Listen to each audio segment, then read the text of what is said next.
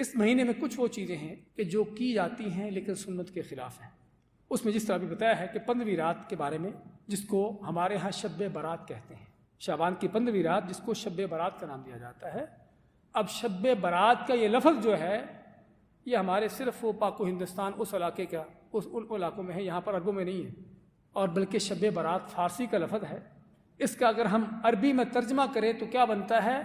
شب کے معنی لیلہ اور برات کے معنی تقدیر یا قدر، لیلۃ القدر۔ شب برات کے معنی لیلۃ القدر۔ اب آپ خود جانیے کہ لیلۃ القدر شعبان میں ہے کہ رمضان میں ہے۔ ہم اس سے پہلے کہ آپ سے پوچھیں اللہ کے قرآن سے فیصلہ لیتے ہیں۔ اللہ تعالیٰ فرماتا ہے انا انزلناہ فی لیلۃ القدر، کہ ہم نے اس قرآن کو نازل کیا کس میں؟ لیلۃ القدر میں۔ اس آیت میں قرآن جس رات میں نازل ہوا اس کا ذکر آیا۔ اچھا، کس مہینے میں قرآن نازل ہوا؟ شہر رمضان الذی انزل فیہ القرآن، کہ رمضان کا مہینہ جس میں قرآن نازل ہوا۔ دونوں آیتوں کو جمع کر لیں تو پتہ چلتا ہے کہ قرآن نازل ہوا لیلۃ القدر میں، اور وہ لیلۃ القدر جس مہینے میں ہے وہ کون سا مہینہ ہے؟ وہ رمضان کا مہینہ ہے۔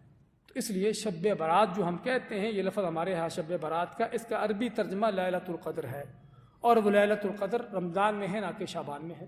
ایک چیز۔ دوسری چیز، اس رات کے حوالے سے جو ہمارے ہاں عقیدے ہیں کہ اس رات میں کیا ہوتا ہے، شب برات میں، کہ اس رات میں تقدیروں کے فیصلے ہوتے ہیں، تقدیریں لکھی جاتی ہیں۔ سال بھر میں آپ کو کس کو زندہ رہنا، کس کو مرنا ہے، کس کے ساتھ کیا پیش آنا ہے، وہ لکھی جاتی ہیں۔ اس لیے ہمیں وہ مولوی کہتے ہیں کہ اس رات کو جو دعائیں کرنا ہے کر لو، اپنی تقدیریں لکھوا لو۔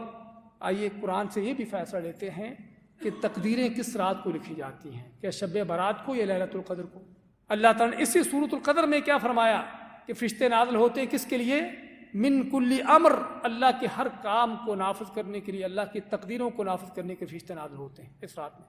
اور دوسری سورۃ دخان میں تو اللہ نے اور بھی واضح کر کے فرمایا کہ فیہا یفرق کل امر حکیم، کہ اس لیلۃ القدر میں ہر حکیم، ہر اہم کام کا فیصلہ ہوتا ہے، ہر کام کا حکمت کے ساتھ فیصلہ ہوتا ہے۔ تو اس کا معنی معلوم ہوا کہ لیلۃ القدر ہے، اور اسی لیے رسول کے لیلۃ القدر کہتے اسی لیے ہیں کہ تقدیروں والی رات، تقدیروں کی رات۔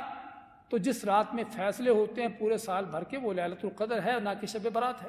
اس لیے شب برات کا لفظ ہی ہمارے ہاں جو لکھا گیا ہے وہ غلط ہے، قرآن و حدیث کے خلاف ہے، قرآن کے خلاف ہے، سنت کے خلاف ہے۔ اور اگر آپ صلی اللہ علیہ وسلم کی سیرت کو دیکھا جائے، صحابہ اکرام تابعین کو دیکھا جائے، تو کیا پتہ چلے گا کہ اللہ کے نبی صلی اللہ علیہ وسلم نے 15ویں شعبان کی رات جو ہے، جس کو شب برات کا نام دیتے ہیں، اس رات کو جاگنے کا، کوئی عبادت کرنے کا کوئی ایسا کام نہیں کیا، نہ ہی آپ کے صحابہ کا یہ کام تھا۔ اور اگر یہ رات تقدیروں کی ہوتی لیلۃ القدر کی طرح، تو جس طرح اللہ کے نبی صلی اللہ علیہ وسلم لیلۃ القدر کو جاگتے تھے، صرف اس رات کو نہیں جاگتے بلکہ اس رات کو تلاش کرنے کے لیے پوری آخری 10 راتیں جاگتے، رمضان کی آخری 10 راتیں پوری کی پوری جاگتے اور عبادت کرتے، گھر والوں کو جگاتے۔ کس لیے؟ صرف اس لیلۃ القدر کو حاصل کرنے کے لیے، تلاش کرنے کے لیے۔ اور صحابہ کو آپ نے حکم دیا کہ اس رات کو تلاش کرو، لیلۃ القدر کو، اس میں تقدیروں کے فیصلے ہوتے ہیں، وہ اتنی عظیم رات ہے۔ اگر اسی طرح شب برات بھی ہوتی، شعبان کی 15ویں رات بھی ہوتی، تو خود بھی آپ صلی اللہ علیہ وسلم اس کو جاگتے، صحابہ کو حکم دیتے۔ لیکن ہمیں کسی صحیح حدیث میں کوئی اس طرح کی چیز نہیں ملتی، نہ تو آپ صلی اللہ علیہ وسلم کی سنت سیرت سے چیز ملی کوئی، اور نہ ہی اللہ کے قرآن سے۔ اور بلکہ معلوم یہ ہوتا ہے آیتوں کو دیکھ کر کہ یہ سراسر یہ عقیدہ شب برات کے بارے میں جو رکھا جاتا ہے، تقدیروں کی اس عقیدے کو، یہ قرآن کے خلاف ہے۔